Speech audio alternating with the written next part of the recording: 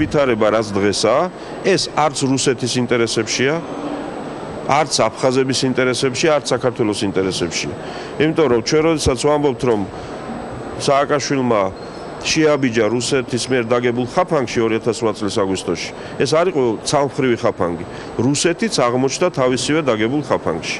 ამიტომ მე ყველას მოუწოდებ მოსახლეობასაც, ქართველ პოლიტიკოსებსაც, რუს პოლიტიკოსებსაც, ევროპელ პოლიტიკოსებსაც, დიახაც ვიყოთ პრაგმატული ამ საკითხში და მივიღოთ ის გადაწყვეტილებები, რაც შესაბამისობაშია საერთაშორისო სამართალთან. Ხოლოდ ოკუპანტი ქვეყნის პოზიცია იყო ისეთი, რომ საქართველოს იყო აგრესორი, ხოლო თვითონ რუსეთი მსხვერპლი.